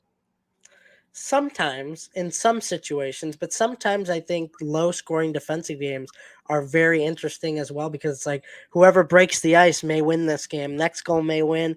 Yeah. I love that feeling too because then it's like the whole game feels like an overtime almost. I agree. I love a 2-1 game. Oh, love a 2-1 game. They're awesome. Like that Battle of Alberta game last night. I wasn't mad that McDavid only had one goal, right? Like that, I'm not repulsed by it, but I'm also not against 7 goals either. I think there's room for both types of hockey on the entertainment pizza. So it depends on the game too. Yes. Do you remember Seattle and the Kings when it was like 9-8 Seattle? Yeah. I was pissed off. I was getting pissed off. Yeah. That I don't love. That's it was just annoying. Yeah, I agree. Maybe there's a level of excitement to the teams too. The Kings and the Seattle Kraken are both good, but neither of them are like loaded with their superstars at their highest level yet. I think if the Bruins and the Penguins played an 8-7 game, it'd be awesome. Yeah, it depends on the team, the situation, but yeah, I don't know. Absolutely. But at the end of the day, Frank and I are both extremely excited for the Winter Classic. Are we watching it together? I don't know. That's not my decision. I would like to. Team USA just tied it. Team USA. I'm not worried about them. Who scored? Is it a defenseman? No, a defenseman made the play. I don't know numbers yet. I don't got numbers to names. This defense from Team USA. I said it last week before the World Juniors started. They're very good offensively. They're going to chip in more often than not. And they just proved my point once again with another. Yeah. They'll probably Gauthier put it on net. And who's the guy you like? Snuggerud? No, it wasn't him. I don't. Cutter Gauthier scored, right? He didn't score. He put it on net, but it all started with Luke Hughes and whoever Luke Hughes' partner is dancing around the top of the zone, and then neither of the defensemen are going to get an assist, but they got the play going by moving the Slovakia players, by passing it back and forth, and they sent it in deep, and the forwards went to work. That's what this Team USA team needs to do in order to win. I'm telling you, their defense is crucial. I love the way their defense is built. They're reviewing it for goaltender interference. But yeah, Luke Hughes got the party started there, but he's not going to get an assist on it. So hopefully they're able to win this game. Go USA. Frank, that's the Winter Classic. Let's talk about some things that I consider to be fun. Oh, really quick before we get out of this period. College football playoff Saturday night. I'm going to miss most of it. I have a wedding, but I will be fully in tune. During the day though, Michigan playing Georgia? Or is Georgia playing TCU? Georgia's playing Ohio State. Or Ohio State. That's right. Michigan's playing TCU. Michigan's playing TCU. What are your predictions? I'm going to go with Michigan and Georgia. But if there's a team to take down Georgia, it's Ohio State. I agree. I just don't think they will. Yeah, I'm with you. Michigan, Georgia for a rematch of last year's national. Or no. When did Michigan make the national championship game? The goal is counts. It's good. The game is tied at 1. Was it Georgia, Alabama last year? Yeah, it was Georgia, Alabama last year. Yep, we watched it together. Hopefully we get to watch this year's together. I mean, it's a Monday night, so I would like to. We'll just make that a tradition maybe. I would like to, though. I'm pretty sure I'm not going to be busy for it, so we'll keep that in mind, though. Frank, let's go over some fun moments from 2022 and preview 2023 in period number 3. Welcome to period 3, where Frankie and I are going to recap what an awesome year 2022 was. It was one of the very best years of my entire life. I truly enjoyed every moment of this year. You know, we've had success with our relationships and with our families, and we had a sick trip to Door County together, you and I. You flawlessly executed the bags tournament once again. And we're going to try and redo it all again in 2023. And I can't express enough how thankful I am to have you in my life. And I'm saying it publicly, but I'm truly speaking it to you. And man, 2022 was just so awesome. Yeah, I agree. Let's make 2023 even better. Let's hope the bags tournament becomes even better. I'd love to see it grow. I'm grateful to have you in my life and having this show with you. It's been a lot of fun. But yeah, 2022 is going to be in the rear view, but let's make 2023 even better. Absolutely. Frank, let's do it from a sports point of view first. Okay. What are your top 3 moments of the calendar year 2022? Now, when I say calendar year, it's things that happened in 2022. So the NFL, if we're talking NFL, it's the playoffs of last year plus anything that's happened up to this point. So what are your top 3 moments from the National Football League in the calendar year of 2023? Or 2022, excuse me. So we're going to start NFL, right? Yep. All right. Well, one of the craziest moments that I remember very well happened early on in the year. And that's when the Bengals defeated the Raiders to get their first playoff win in 31 years since text messaging was invented. That game was absolutely insane. I remember watching it vividly. I thought, wait a sec, are the Raiders have a chance here. They're only down at 1 score. But no, the Bengals and Joe Burrow hung on. That was a crazy moment this year, and I remember it vividly. Another moment that happened relatively recent is when we got to see the Bills defeat the Chiefs in 24-20 in a playoff rematch this year. That game was outstanding. Very, very interesting game. I loved it, especially because how much I wanted the Bills to win. Very involved in that game. That's a rivalry for the ages. The new and upcoming Josh Allen versus Patrick Mahomes rivalry that's going to be around for a while. And Josh Allen took round number 2. I can't wait. We might see round 3 in the playoffs this year. So be prepared for that. But anytime those teams get together, it makes for a memorable moment. And my third favorite moment happened very recently. the Vikings became the first NFL team to overcome that 33-point deficit, something nobody in the National Football League has ever done before. I felt like it was only right adding that to this list. I was going nuts because I just couldn't believe it. It was just something I just couldn't fathom, that a team was up 33 points and lost the game. It just that rounds out like one of the craziest moments that happened this year. One of the most memorable moments I'll take away from the National Football League this year. Until you mention something, I'll be like, oh yeah, I forgot that happened. And so I'll let you do that right now. My number 3, Team USA has just taken the lead on the power play. I don't know if it's going to count as a power play of the goal, though it was expiring. So we'll see how that all works out. But yeah, sorry. Yeah, my 3 favorite moments from the NFL. Number 3 is, it ties into the Bengals because I love Joe Burrow so much.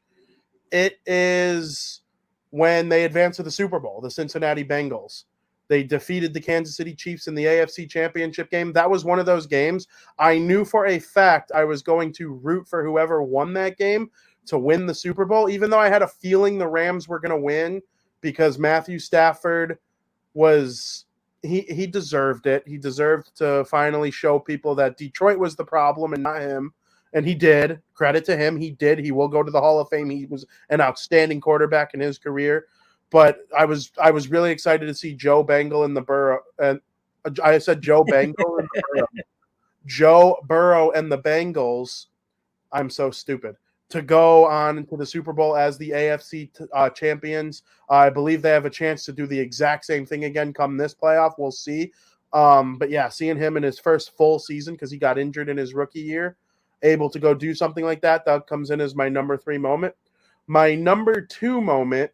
Oh, I didn't do it 3-2-1. I probably should have. Oh, it doesn't matter though. Was definitely last year. It's the same matchup you mentioned, the Buffalo Bills versus the Kansas City Chiefs, but every single team or both teams scored, I'm pretty sure, on all their drives or at all their drives but one, something like that. And it just came down to who had the ball last. It was one of the best playoff games I've ever watched, the Bills and the Chiefs from last year. And that is just the sweetest moment I can recall with this rivalry so far. And they did have the rematch this year. Von Miller made an outstanding play to give the Bills the win against the Chiefs this year. There's going to be no Von Miller if they meet in the playoffs, but I do think it's going to be an incredibly close matchup again. It's probably the best rivalry going in the NFL right now, but insert the Bengals into the mix. Those are the 3 teams in the AFC now. So there was a point where it was the Colts, the Patriots, and the Broncos. Now it's the Chiefs, the Bills, and the Bengals, and I'm excited for it for a long time. I do believe the Jaguars will be joining the party pretty soon as Trevor Lawrence continues to progress, but that'll be something hopefully on my 2023 recap at this point next year. But my number 1 moment in the NFL in 2023, I'm sorry that nothing in the regular season this year was able to outduel what I saw in playoff games last year, but it was a game between the San Francisco 49ers and the Green Bay Packers at Lambeau Field. The 49ers, who have had a significantly better roster than Green Bay for the last 3 seasons, but 2 seasons ago they were way too injured. Last year they proved it. This year they've proved it. They put out our guy, Chicago, Robbie Gould, to hit a game-winning field goal and send Aaron Rodgers and the Green Bay Packers home. That is my favorite football moment of the 2022 calendar year. Very interesting. I was not expecting that. Keeping us all on our feet.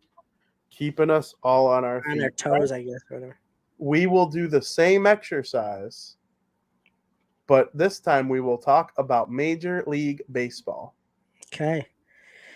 So I didn't have a 3-2-1 order. I was just going kind of like my top 3 Mount Rushmore. Yeah, you don't have to. I want to go on the record and say the first thing I have is because me and you followed it so much and created so many memories from it, is Albert Pujols joining the 700 home run club. That was our summer, or at least the second half of it, the second half of the MLB season. We were so involved anytime he hit a home run that we would text each other. And then when it finally happened, you sent the text. It was just, it puts a smile on my Your face. lesson with Ovechkin too. That's the funny thing. It just puts a genuine smile on my face because we had so many good memories with it. When we were at Katie's party, we were watching games, seeing if he hit one.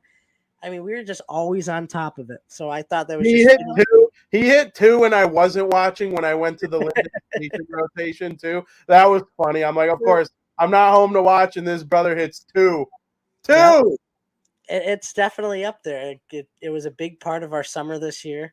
Second one, Aaron Judge hitting 62 home runs, taking the AL record.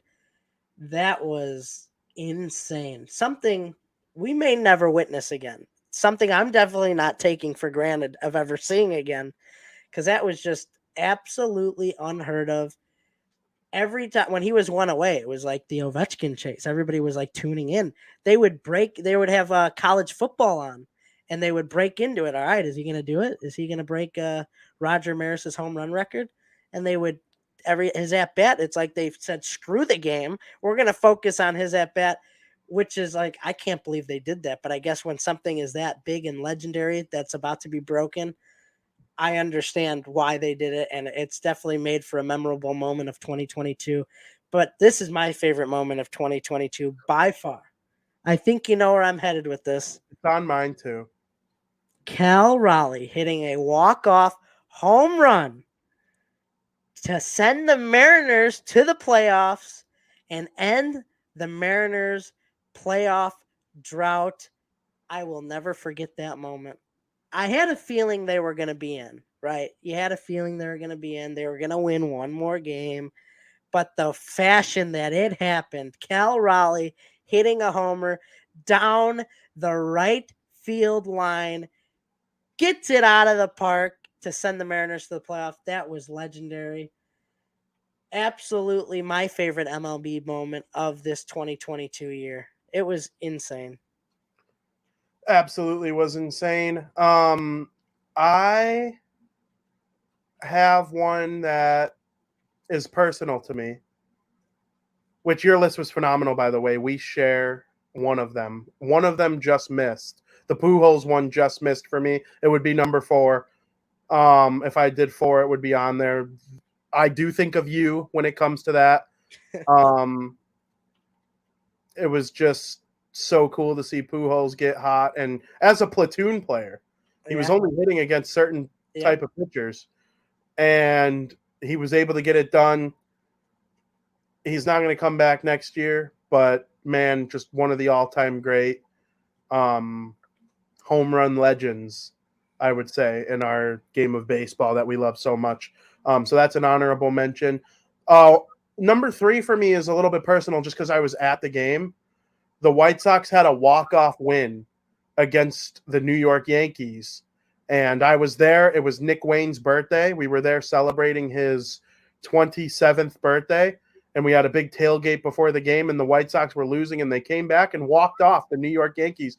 And I had never been to a walk-off game in my entire life. And like, you can only see the White Sox win in walk-off fashion, or the Cubs if you go to only those two. And unfortunately, those are the only 2 stadiums I've been to, and I've never seen either team walk it off in all my years of going to games. So I finally got to experience that. That was one of my favorite baseball moments of this season. A little bit personal. Most people don't care about a random White Sox walk-off in May against the Yankees, but because I was there to experience it, it was really freaking cool. Number 2 is the one you mentioned when Cal Raleigh hit just an absolute freaking bomb. And let me tell you, this was a down year for catchers offensively across the board. Cal Raleigh was one of the exceptions. Okay, he had probably statistically the best offensive season for a catcher of any team in Major League Baseball, or at least of any team in the American League this year. And so, yeah, that was really cool. The Seattle Mariners ending their playoff drought. You did a better job of explaining it than me, and I'm excited to watch the M's next season. And I know they're going to be a big team for us to watch, together, so I'm excited about that. Number 1 is where people start to learn how nerdy I really am. My favorite moment, and I battled mentioning this at all, but I honestly think it's number 1. During the All-Star game, they gave Nestor Cortez, New York Yankees pitcher, and IFK. No, not I. What's the Yankee catcher name? Higashioka or something. Kinner. It was the Yeah. guy I just mentioned. He's got the last name. I'm drawing a blank on his name now. I should have just written it down knowing I was mentioning it. They gave both of them a microphone. And instead of talking, bullshitting around, they used their microphones to discuss their cadence with each other. And if you love baseball, that is one of the nerdiest, most cool things you could possibly listen to. You could go back on YouTube and watch it if you have no clue what the H I'm talking about, or if you just watch the All-Star game with your friends on mute, like, or at a restaurant or something. They gave both of them, and they discussed what pitch was coming next, why, how they were going to go about it, the framing of it. I am just over the moon about that moment. I go back and watch it every now and then. It was just a super nerdy moment. I highly recommend it. It was just really, really cool to see, because like that's what goes on, except instead of talking to each other about it, they're using signs. So to hear them talk out what is going on between a pitcher and a catcher during a live baseball game was just so cool to me. I loved every second of it. Keep doing stuff like that, MLB, because it makes all-star games better. Come on, Eric. What's his name? It's like Kinner, Fiala, Kinner. Yeah. Isaiah Kinner. But is he the catcher? I don't know. He's not a catcher. Yeah, that's what I'm saying. It's not him. I said him by mistake. The catcher is Higashioka or something like that. Well, that's one of them. Higashioka. I don't remember which one had the Isaiah Kinner Falefa. Yeah. It's not Linner. Kinner. Isaiah Kinner Falefa. That's not him, though. He's not a catcher. Yeah, I didn't think so. Higashioka, and there's one more. It's not remember. It used to be Gary Sanchez. Yeah, Gary Sanchez was he's on the Twins. He's a free agent right now. Team USA just hit the post. Man, I don't know. Yeah. Either way, though, it was really freaking cool. That's my number one moment from the Major League Baseball season. All right, Frank. The moment the hockey fans have all been waiting for. Your top 3 moments of the calendar year 2022 in the National Hockey League. All right. Well, I'm going to go out there and say it. It was a big moment for everybody. It might even be on your list, but it was Alex Ovechkin scoring his 800th goal. And the reason it's on my list is because, well, it came against the Blackhawks, and he did it in a hat trick fashion.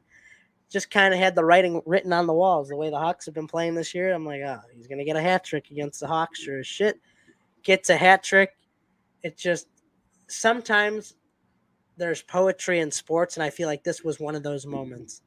So that's definitely going to be podcasting too. And that's one of those moments, and it's on the list. Something else going back, shut up. Going back to June was the Avalanche raising the cup. I was high on this Avalanche team. I tried to tell people that this is not an NHL team. This is a team that is unhuman, made of aliens. It's just simply fantastic what we saw from this Colorado Avalanche team. And it was special. I was rooting for them.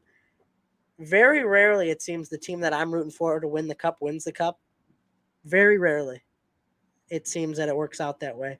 But it happened. So I'm putting that up there. I was very happy for Nathan McKinnon, Cale Makar, Mikko Rantanen, you name it. I was happy for this team as an overall whole. But my number one moment from the 2022 NHL calendar year was the NHL All-Star Game in Las Vegas. That is one of my favorite All-Star games of all time. It was very unique. Players got to shoot out of the Bellagio fountains. Not only that, but the skill competitions that were formed for Vegas. They had the 21, trying to get 21 by shooting the pucks at the cards. That was fantastic. One of my favorite All-Star games of all time. I love the way they did it. That is probably my favorite moment of the year. I was so involved. It was a lot of fun.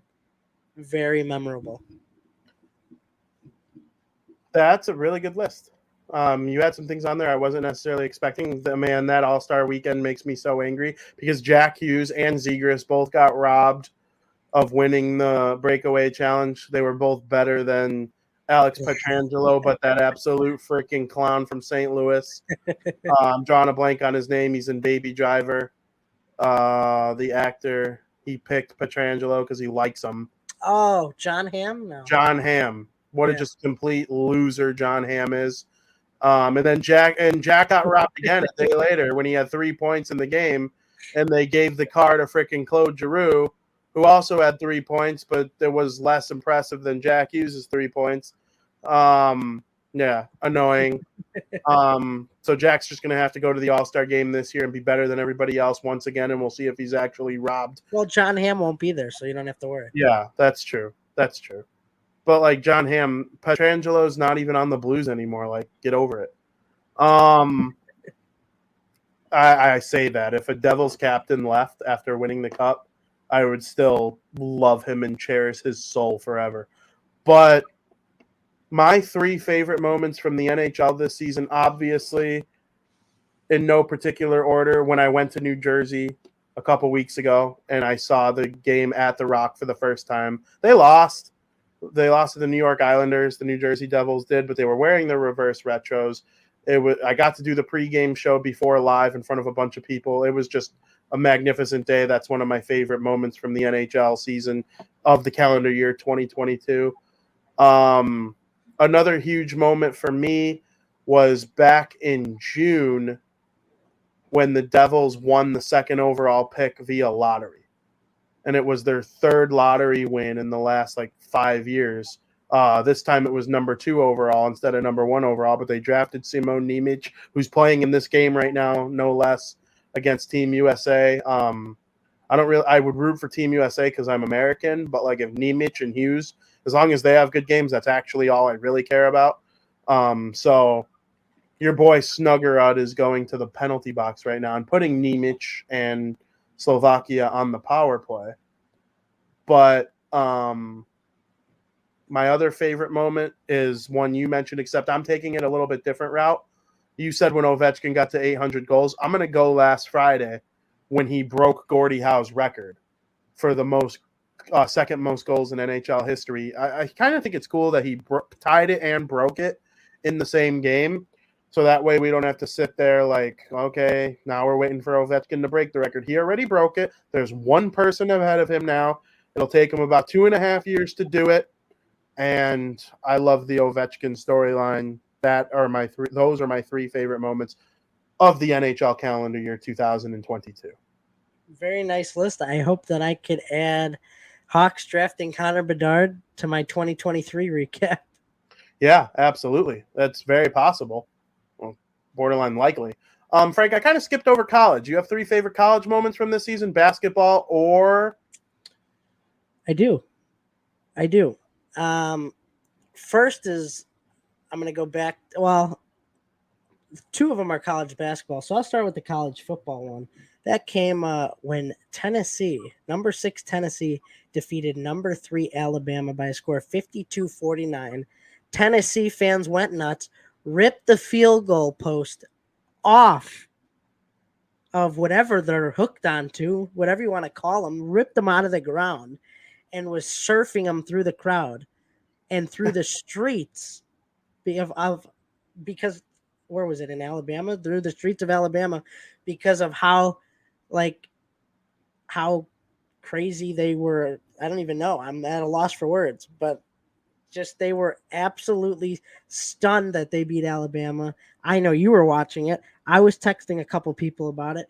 That game was insane. And the way it ended, Alabama had a chance to win. No. Did they miss a game tying field goal? Yes. Or did they miss a game leading field goal? Was it 49-49 and they missed? I think it was. Did they miss a game tying field goal? It was 49-49. Okay. And they missed a game leading field goal, you're saying? I'm pretty sure. I I think wasn't it looking was. look, I but think it there was was some because kick that- Tennessee took over on downs, Yep, and then they went down and kicked the field goal. yep, That was a crazy moment of this year. insane. It didn't happen in 2022, and I'm pissed. But Cincinnati making the college football playoffs would have been on this list. That was December 31st. We missed it by one day. So I didn't add it to the list. The other two have to go to college basketball. It's St. Peter's Cinderella story. St. Peter's went on an absolute tear. They made history as the only 15 seed to make the Elite Eight in their path, taking down number 2 ranked Kansas, number 7th ranked Murray State, and number 3 Purdue. It was unlike anything I've ever seen in March Madness. It made history. I was stunned. St. Peter's. Get that name stuck in your head. St. Peter's defeated Kansas, Purdue, and Murray State. Something I never thought I would see. It was wild, absolutely stunning. But this game that I'm about to mention was absolutely insane. If you ask me, do you know what my favorite college team is? Is it Duke? Mm-mm. Is it North Carolina? It is North Carolina. They were the first ever college hat when I got that brand of hat. I wanted a North Carolina hat for so long that I finally went and got one. There's something about this team. I don't know what it is. Michael I'm attracted to no. I'm attracted to this team for some reason. I guess it's the color scheme, the logo, but there's something about North Carolina that just has me like just attracted towards them. I find my way moving toward it. I don't know what it is. I don't have a reason. It's just I think it's the color scheme, the logo, the team as a whole. I don't know.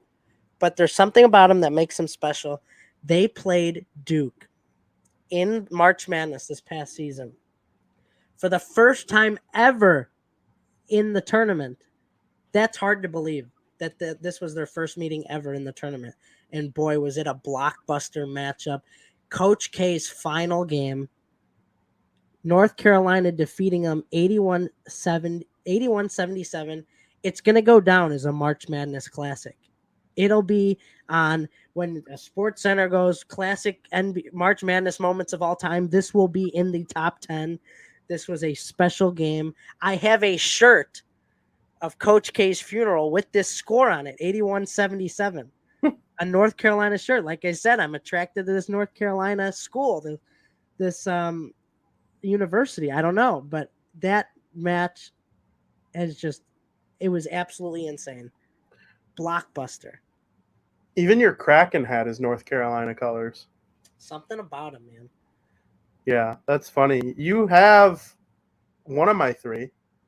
My one of my three is definitely Duke, North Carolina, Coach K's final game ever. I will never forget it. That was amazing. March Madness is always some of my favorite. I would put. I'm trying to think. I had one in my head that I wanted to name. Obviously, Georgia winning the national championship. I can now add Georgia to the list of SEC teams I have seen win the title with my own two eyes. I've seen Auburn win. I've seen Alabama win, LSU, and now Georgia. So I'm excited. I hope, I was rooting for Tennessee because I want to see as many teams win it from the SEC as I possibly can. And then I had one from college last year that I can't. So you know what I'm just going to end up going with? I'm going to end up going with the college football playoff ranking this year, the final one ever for this year, not ever. Yeah. But when Michigan and Ohio State made it. Okay. And the fact that they both made it, and if they both win, they will play each other in the national championship. I think having Michigan and Ohio State in the college football playoff is absolutely unbelievable. It's the best rivalry in college. It's one of the 5 best rivalries in all of sports. That would be insane. I'm going to go with that as my third one in this If that actually happened. Best college moments. Yes, it would be absolutely insane. So those are my favorite college moments. I like them. What are your 3 sporting events? And I know 3 is a low number, so this is so tough. very hard. that you are most excited for in 2023? I have some honorable mentions because there's too many. It's unfair to ask almost. Yeah, I know. But up there for sure is the Super Bowl for me.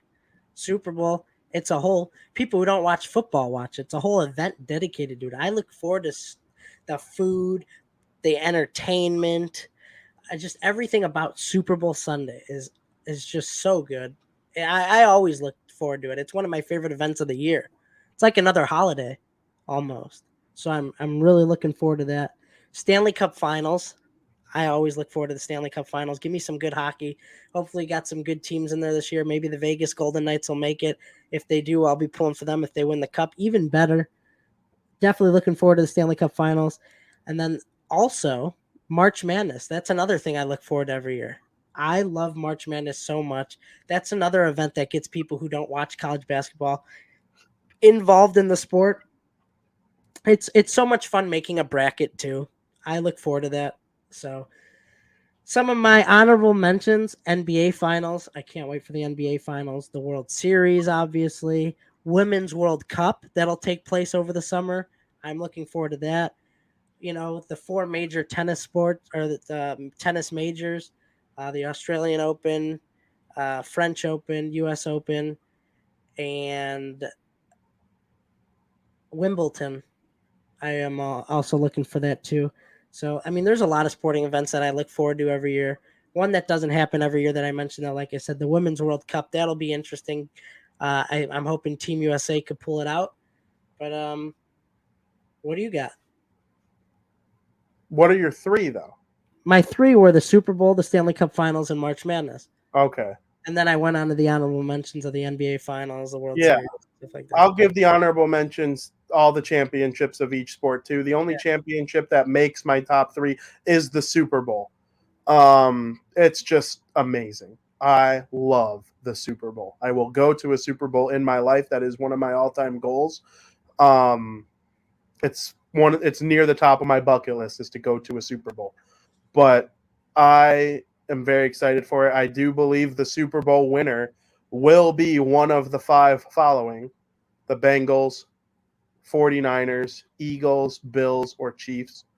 Do believe one of those five will win the Super Bowl. My next one in line is the NHL All-Star Game. This is going to be the first year that the Devils are like a competitive team going into it, so I'm excited to, see if Jack Hughes is able to play in this event. I'm just very much looking forward to the NHL All-Star Game.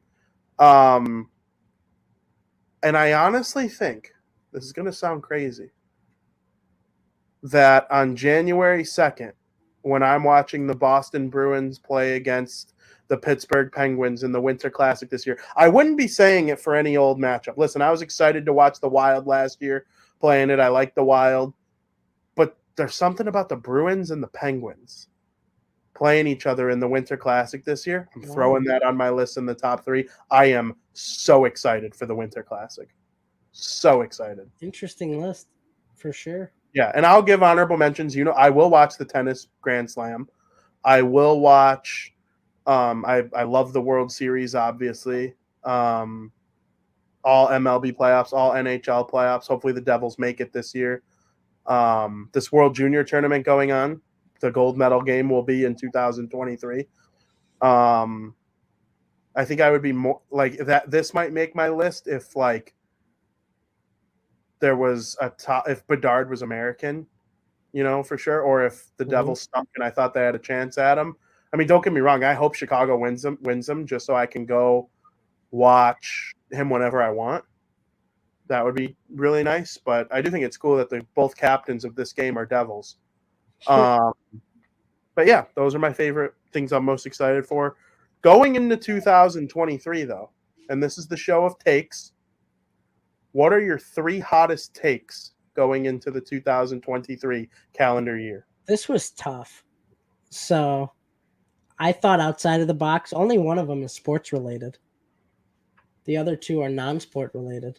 Ooh. But I had to come up with something. This was tough for me. First off, I'll go with the sport related one. I think the NBA champion is going to be new blood. Ooh. It could be a Nuggets, a Pelicans, a Grizzlies. Everybody thinks the Warriors, the Suns, the Bucks. The Bucks, yeah, they're playing well. They're one of the best teams in the league right now. Suns are having an off year. And they're going to be without Booker for 4 weeks starting today. Golden State's having an off year. They're without Curry for a month. Lakers might not even make the playoffs. Lakers stink. I think we're going to see are the Cavs going to make a comeback and be new blood once again with not like LeBron or having Kyrie on their team and having, I would consider the Cavs winning new blood. Yeah, I mean, especially without like those types of players. The Nuggets, the Pelicans, the Grizzlies, they've been incredible, especially the Pelicans with Zion. They've been great. I mean, I think that the NBA champion could be new blood this year. That is a hot take because in the NBA, when you have like your core team, it seems like it's easier to win the championship. But no, I'm going to go and say that there may be a new blood champion in the NBA this year as one of my first hot takes. Second hot take has to do with Big Brother. I think for Big Brother 25, there's going to be not one single new contestant. I think we're going to have all past contestants on the show this year. Just a gut feeling. Nothing. I mean, it happens. It hasn't happened in a while, but it happens. Actually, it did happen, I think, when COVID was going on the year after or whatever, the first year back. I think it was just easier for them to get past contestants on than trying to, interview for new ones. But I do. I think there's going to be all past contestants coming for their 25th season. It's going to be a big season. We'll see how that goes. And the last one, just because I couldn't think of anything else. I think by the end of 2023, I will have both an Xbox Series X and a PlayStation 5. That would be huge. It would be huge. That would be huge for App Trigger, too. Yeah. Wow. You took my question and took it in a completely different direction than I thought, and I'm kind of happy about it. I am kind of happy about it. Trying to think if I have any outside of sports huge hot takes for the season coming up here. My hottest take is that the Houston Astros are going to repeat as World Series champions. That is a hot take. I believe they are going to go back-to-back and win their third World Series title in the last 6 years. Must have been a good sale again. Huh? There must have been a good sale again. On glue? Yeah. I don't think you're in any position to be talking to me about glue right now, Ovechkin. Hey, it didn't happen yet. You can make fun of me when it happens, but until then. That's fair. That's really fair. I don't know. I'm trying to think. Do I want to do a I got my sports ones, obviously. I'm trying to think if I can come up with any non-sports related. Well, do your sports ones, and then if you think about it while you're talking, then go ahead and throw in the non-sports related. Eric says, so Jose Abreu is going to win one. Yes. Thank you for shooting that unnecessary dag into my heart there, Mr. Cook. I believe that the Toronto Maple Leafs oh my God, are going to win the Stanley Cup. This is the Maple Leafs year. They're not the hot team that it just has St. Louis Blues, Washington Capitals feel all over again. And nobody's expecting it like they were last year and the year before. Nobody's talking about it. Everyone's saying, oh, first round Leafs. They were first round Capitals or first round Blues, lose to the Penguins, Capitals, and then they finally did it.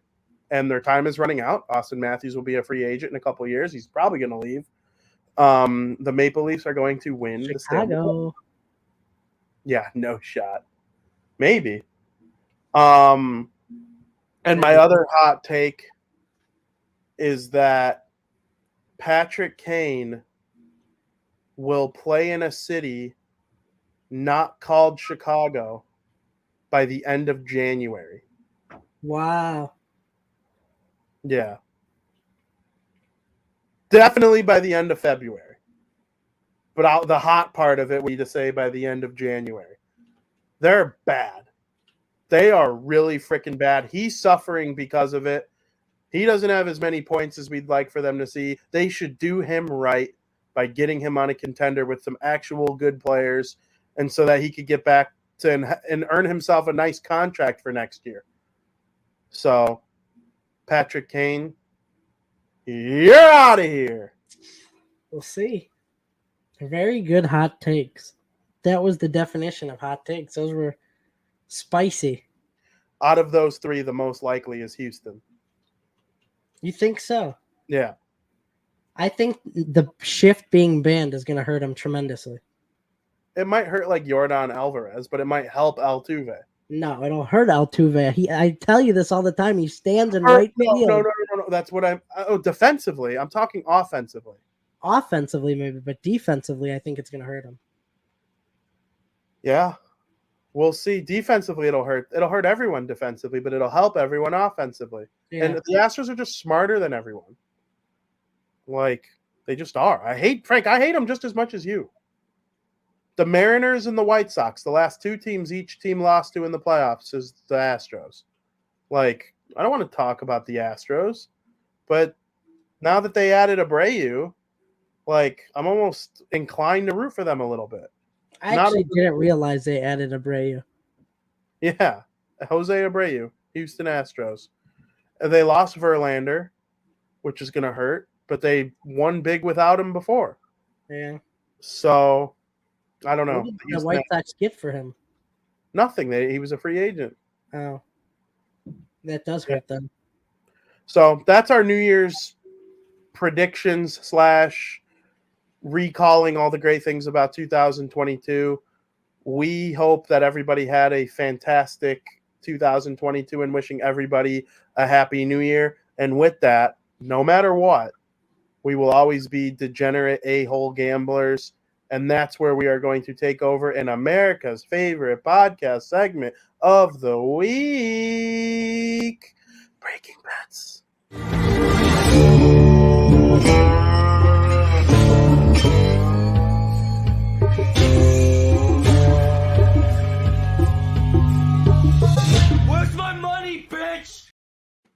Welcome to Breaking Bets. Frank, the floor is yours. This is the last Breaking Bets segment of 2022, so let's end the year with a bang. And this is the last Breaking Bets where we will be not keeping Frankie accountable. I have big plans of keeping track.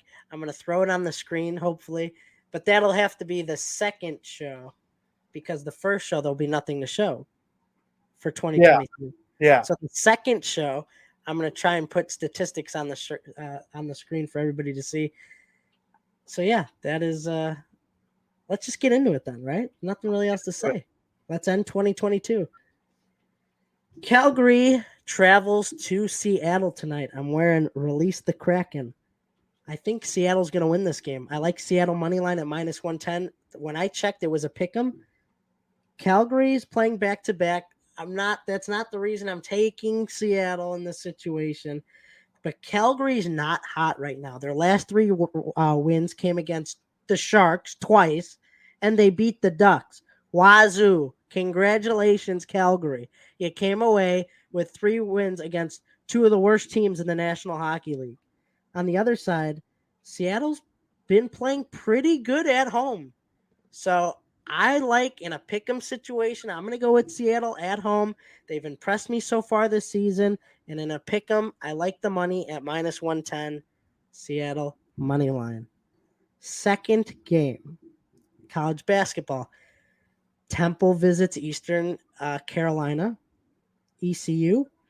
I like Temple money line in this situation on the road. ECU has won 3 in a row, but they've been against easy opponents. They beat High Point, Coppin State, Campbell. I mean, are these high schools or are these college universities that they're beating? Come on now. Yeah, they got 3 cupcakes. Temple's had to play teams like VCU, St. Joe's, Ole Miss. No wonder they're on a 3-game losing streak, but I think they're going to bounce back against a not-so-great Eastern Carolina team who's been mopping up against the bottom feeders in the NCAA 1 division. I like Temple money line at -103. I think there's some good value there. So take Temple money line. And hopefully this isn't where ECU decides to shine and beat an actual decently good team. My last play, which may be my favorite play of the night, so watch it. I'll probably end up losing because I said that. Yep. Nuggets visit the Kings for the second night in a row. Last night, Nuggets played the Kings. Nuggets play the Kings tonight.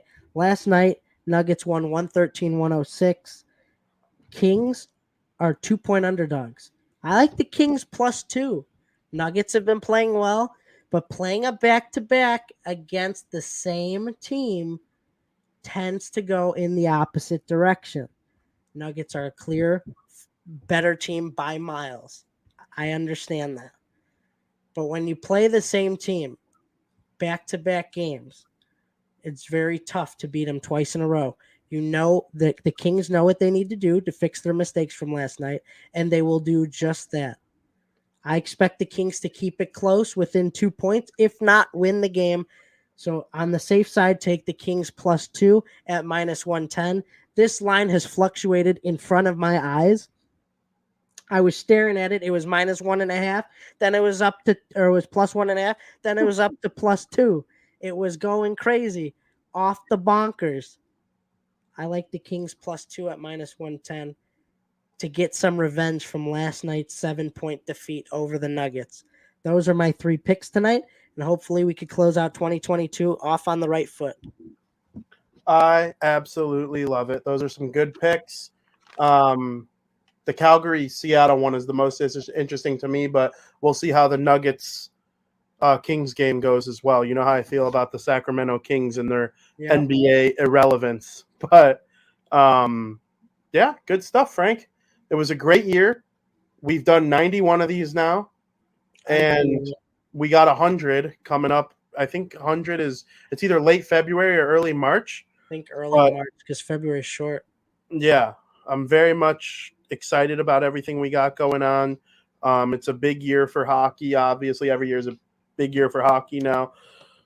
But 2022 was a year where we saw the Colorado Avalanche win the Stanley Cup, the Houston Astros win the World Series, the Golden State Warriors win the NBA championship, and the Los Angeles Rams won the Super Bowl. So, some big cities, some big names winning stuff like that. Obviously, we saw Argentina win the World Cup as well. I think that's very important to note because we finally got to see a legend like Lionel Messi finally get over the hump and win a World Cup. I think that's very important as well. Go ahead. No, I said, yep. That's all I was saying. Yep. Oh, yeah. So it was a great year. This show has been taken to another level. I'm excited to see where we go next. I highly encourage everybody to watch Crosstown Crosstalk tomorrow. We'll be going over everything baseball related once again, and it should be good. It should be good. So it was a great year. I hope everybody enjoyed it, and we will be back here on Bar Down Talking Hockey in 2023. 1 week from today, we will recap what went on in the Winter Classic, start looking forward to All-Star games and the stretch run of the NHL season. Most people will probably start getting along back to work by then.